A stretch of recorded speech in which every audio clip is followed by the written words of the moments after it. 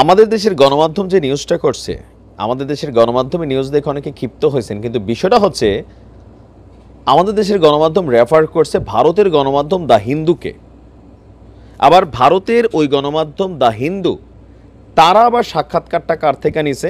একসময় ইসকনের খুব আস্থাভাজন নেতা, আমি সরাসরি তাকে ইসকনের সাপোর্টার হিসেবে মনে করি, সাবেক শিক্ষামন্ত্রী মহিবুল হাসান চৌধুরী নওফেল, একটা কি বলে যে আপাদমস্তক আমার কাছে মন্ত্রী লেভেলে, এটা শেখ হাসিনার সরকারে কিছু মানুষ এমন এমন জায়গায় বসছিলেন যে এগুলার কারণে কিন্তু আসলে মানুষের কাছে বিতর্ক তৈরি হয়েছে।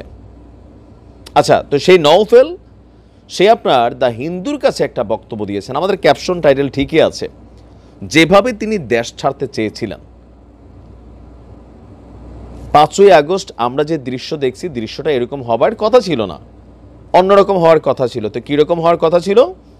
আপনার ভারতের শীর্ষ সংবাদ মাধ্যম দ্য হিন্দুতে 18ই জানুয়ারি একটি প্রতিবেদন প্রকাশিত হয়েছে। তো প্রতিবেদনটাতে কি আছে যে শেখ হাসিনা আগস্টের প্রথম সপ্তাহে, মানে 5 আগস্ট পতন হইল, প্রথম সপ্তাহে যখন পরিস্থিতি খারাপের দিকে গেল, ছাত্ররা দফা টফা চেঞ্জ করা শুরু করলো, তখন আপনার জাতীয় সংসদের স্পিকার শিরিন শারমিন চৌধুরীর কাছে তিনি তার প্রধানমন্ত্রীর ক্ষমতাকে হস্তান্তরের পরিকল্পনা করেছিলেন।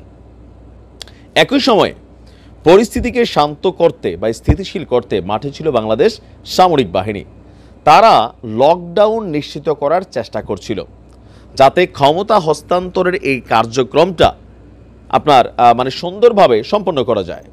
নওফেলের বক্তব্য আপনার হিন্দুতে যেভাবে আসছে, তার বক্তব্য হচ্ছে যে আমরা তখন গণভবনে উপস্থিত ছিলাম এবং কিভাবে এই বিক্ষোভকে সমাধান করা যায় তার পরিকল্পনা করছিলাম। তবে কিছু সদস্য মনে করছিল যে প্রধানমন্ত্রীর আকস্মিক পদত্যাগের ফলে আইনশৃঙ্খলা পরিস্থিতি ভেঙে পড়বে, তাই লকডাউন পরিকল্পনা হয়েছিল। মানে শেখ হাসিনা পদত্যাগের কথা ভাবছিলেন, আবার ভাবছিল যে তিনি পদত্যাগ করলে কী হবে, সারা দেশে আইনশৃঙ্খলা ভেঙে পড়বে। যেটা ঘটছে এটাই বাস্তব।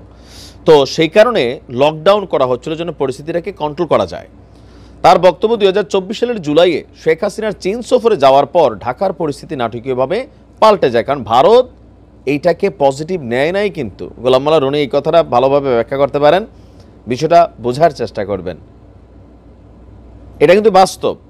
নির্বাচনের পরপর শেখ হাসিনা চীন সফর থেকে আসার পর ওনার মন মেজাজ খারাপ ছিল, আর সেখান থেকে এই সাক্ষাৎকার কোটা কারা পাবে এটা থেকে শুরু হয়ে গেল, বাকিটা নাটকীয়ভাবে তিনি এই কথাটা বলছেন যে, এবং ছাত্রদের নেতৃত্বে গড়ে ওঠে ব্যাপক গণবিক্ষোভ।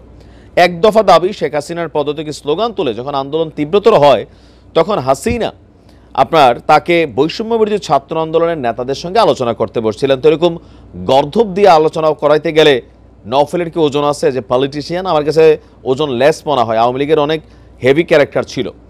তো বলছে যে পরে ছাত্র বিক্ষোভ আরও তীব্র হলে তিনি আন্ডারগ্রাউন্ডে চলে যান এবং আত্মগোপনে চলে যান। নওফেলের দাবি বাংলাদেশের ভবিষ্যৎ এখন অনেকটাই নির্ভর করছে আপনার ডক্টর মোহাম্মদ ইউনূসের নেতৃত্বাধীন অন্তর্বর্তী সরকারের প্রতি ডোনাল্ড ট্রাম্পের মনোভাবের উপর। এগুলো থেকে বের হইতে হবে বাবা।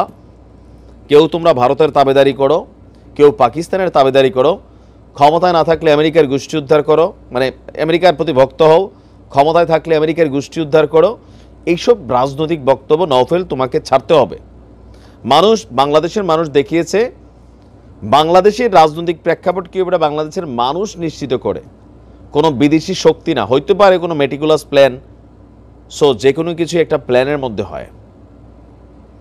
এখানে মোট কথা হচ্ছে যে শেখ হাসিনা কিন্তু যাওয়ার পর বেশ কয়েকটা বক্তব্য দিচ্ছেন, সেখানে তিনি বলছিলেন যে তার আসলে পালানোর কোনো ইচ্ছা ছিল না, পদত্যাগ করার জন্যই সব কিছু পরিস্থিতি। কিন্তু হঠাৎ করে এমন এক পরিস্থিতি তৈরি হলো যে 5 মিনিটের মধ্যেই বা আধা ঘন্টা সময়ের মধ্যেই সব কিছু আসলে কীভাবে কী জানি হয়ে গেল। তিনি দেশ ছেড়ে পালাতে চান নাই, বাট সিচুয়েশনটা এমন ছিল যে সেনাপ্রধান বলছিলেন যে আপনি যদি এখানে থাকেন তাহলে আমরা প্রোটোকল দিতে পারবো না, আর এই পাবলিক মাইরা ফেলবে। তিনি যদি থাকতেন মাইরা ফেলতো, এটাই বাস্তব। আর সেই ভয়টাই কাজ করছে, যার কারণে ফাইনালি বোনের কথা বা ছেলের কথা তিনি ভারতে আশ্রয় নিয়েছেন বা বাংলাদেশ থেকে পালিয়ে ভারত চলে গেছেন। এখন আপনার এই মুহূর্তে এই তথ্যগুলা বিভিন্নভাবে আবার আমরা দেখছি যে আপনার সামনে আসছে। তো আসলে কি যাই হোক, ভালো থাকুন। আসসালামু আলাইকুম।